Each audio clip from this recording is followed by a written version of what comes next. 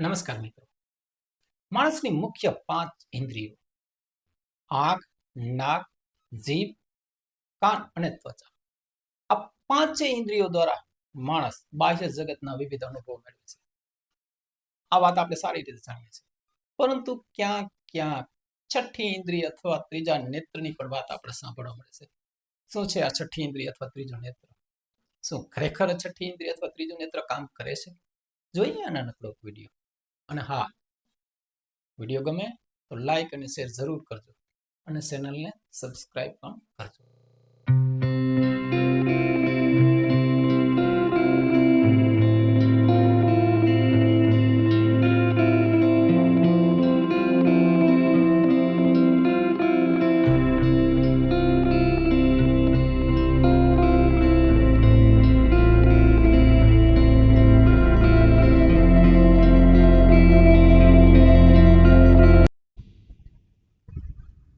Green,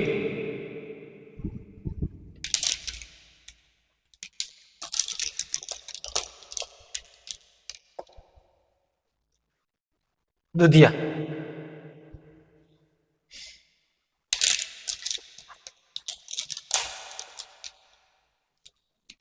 black,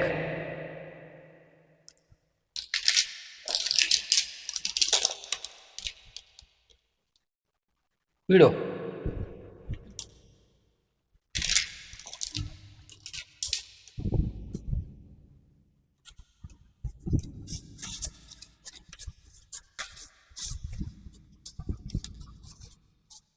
આમાંથી 10ની not ગોતો.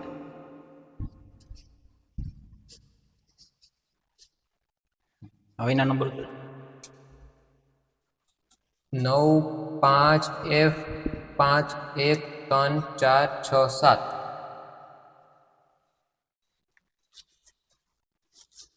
આમાંથી 100ની નોટ.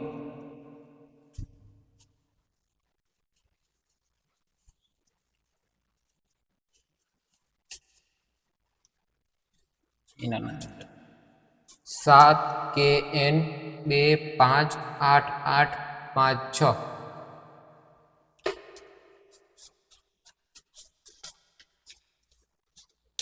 આમાંથી 50ની નોટ.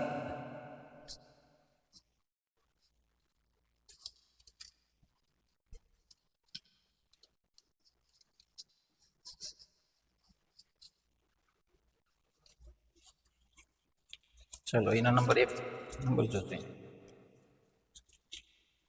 2 HE 4 3 6 3 7 3.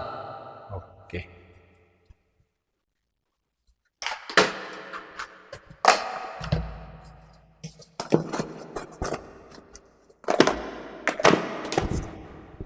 ચલો આ જોઈએ કઈ ચોપડી છે. Personality development funda. ચલો આવાજ જોઈએ. તમે ક્યારેય નોંધ્યું છે કે જે વ્યક્તિને સાચા સાબિત થવાનું ભૂત સવાર નથી તે વ્યક્તિ સાથે દલીલ કરવી કેટલું મુશ્કેલ કામ છે?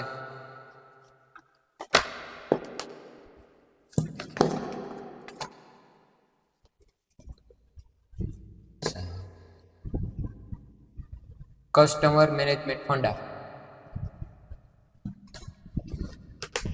માહિતીઓના ઢગલા વચ્ચે પણ તમારી અંતઃસ્ફૂર્ણાને ટકાવી રાખો. જ્યારે ડેટા કામ નથી આવતો ત્યારે અંદરનો અભાવ જ તમને રસ્તો બતાવે છે. ચલો આ કયું છે? સાથે રહેવાના કારણો ખૂટી પડતા ત્યારે લાગે.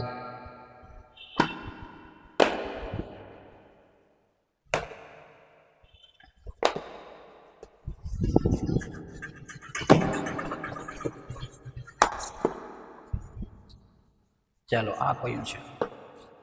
ભરત નાયક.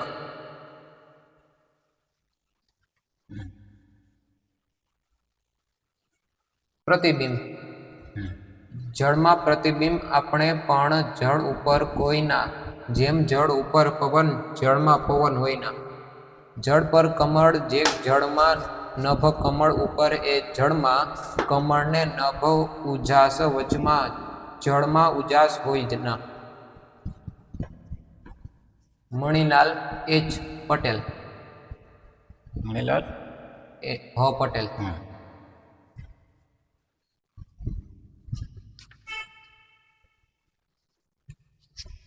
પાવાગઢ મને હંમેશા મારો પોતાનો લાગ્યો છે.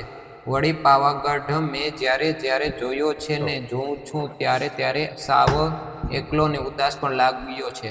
આ કયું છે? પ્રવીણ દરજી. હેડિંગ શું છે? 19. જે સવાર ખોઈ બેઠો. ને સવાર કોઈ બેઠો. ચલો આ યજ્ઞેશ દવે. યજ્ઞેશ દવે.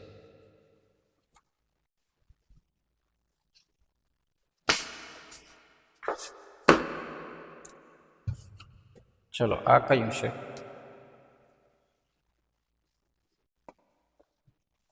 પશુ પક્ષીઓને ચડિયાતી સંવેદનશીલતા. હા. ગજાનનને પૂજીએ તો ગજને કેમ વિસરીએ. ચલો ચિત્ર કયું છે? પતંગિયાનું. મિત્રો તમે આ વિડીયોમાં જોયું કે બાળક આખે પાટા બાંધીને કલર ઓળખી શકે છે, છાપેલા નંબર કહી શકે છે અને પુસ્તકો વાંચી શકે છે અને આનાથી પણ વિશેષ ઘણું બધું કરી શકે છે. મનમાં એક સવાલ ઉભો થતો છે કે ખરેખર આ શક્ય છે?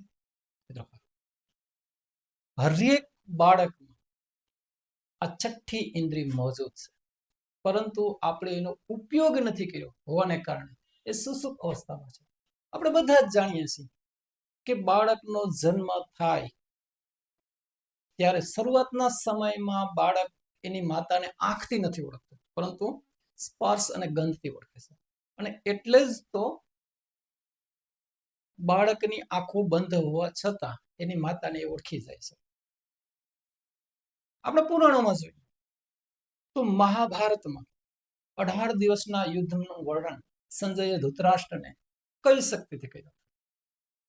હમણાંની જ વાત કરીએ કે 12મી સદીમાં મહાન પરાક્રમી રાજા પૃથ્વીરાજ ચૌહાણ એમ કહેવાય છે કે શબ્દવેદી બાણ જાણતો. શું હતું આ શબ્દવેદી? આવા તો અનેક ઉદાહરણો છે કે જેના દ્વારા આપણે આ શક્તિનો પરિચય મેળવી શકીએ છીએ.